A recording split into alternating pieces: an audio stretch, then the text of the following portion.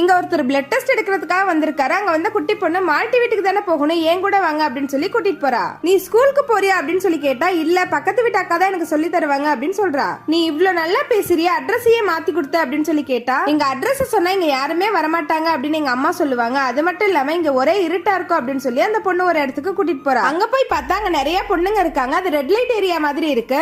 அந்த பொண்ணுங்க எல்லாம் இவர் ஒவ்வொருத்தரா கூப்பிட்டு இருக்காங்க. ஆனா அந்த குட்டி பொண்ணு இவரை நேரா அவ வீட்டுக்கு கூட்டிட்டு போறா. இவர் கரெக்டா வீட்டு வாசலுக்கு போகும்போது வீட்டுக்குள்ள இருந்து வெளியே வந்த ஒருத்தர், இந்த ஃபிகருக்கு உடம்பு முடியல, நீங்க எல்லாம் போகாத அப்படின்னு சொல்லிட்டு வாசல்ல இருக்க விளக்க தட்டி விட்டுட்டு போறான். அப்ப உள்ள இருந்து ஒரு பொண்ணு வர, அவ இவர்கிட்ட ஹாஸ்பிட்டல்ல பிளட் செக்அப் பண்ண சொன்னாங்க, ஆனா என்னால நகரவே முடியல, என் பொண்ணு தான் உங்களை புக் பண்ணிருக்கா, நீங்க ஏதோ தப்பா எடுத்துக்காதீங்க அப்படின்னு சொல்லி அவ சொல்றா. அதுக்கு அவர் அதெல்லாம் ஒரு பிரச்சனையும் இல்ல மேடம் அப்படின்னு சொல்லிட்டு பிளட் எடுக்க ஆரம்பிக்கிறாரு. இவர் இப்ப அந்த அம்மாவுக்கும் பொண்ணுக்கும் ஆறுதல் சொல்லிக்கிட்டே பிளட் சாம்பிள் எல்லாம் எடுத்துடுறாரு. அடுத்த தடவை கரெக்டான அட்ரஸ் கொடுங்க, நான் வருவேன்னு சொல்லி எல்லாம் யோசிக்காதீங்க, கண்டிப்பா நான் வருவேன் அப்படின்னு சொல்லி அவர் சொல்லவும், அந்த லேடி சொல்றாங்க, இதுவரையும் என்கிட்ட வந்தவங்க எல்லாம் என்கிட்ட சந்தோஷத்தை எதிர்பார்த்து தான் வந்திருக்காங்க, ஒருத்தர் கூட நான் சந்தோஷமா இருக்கேன் அப்படின்னு சொல்லி கேட்டது இல்ல அப்படின்னு சொல்றாங்க. இதை கேட்டதும் இவர் வருத்தத்தோட திரும்பி போறாரு. போகும்போது வெளியில கீழே தள்ளி விட்டு இருந்த விளக்க எடுத்து பக்கத்துல இருந்த விளக்குல ஏத்தி அதை அங்க வச்சுட்டு அந்த குட்டி பொண்ணு கிட்ட, இனிமே உங்க வீடு இருட்டா இருக்காது, வெளிச்சமா தான் இருக்கும் அப்படின்னு சொல்லி சிரிச்சிட்டு போறாரு.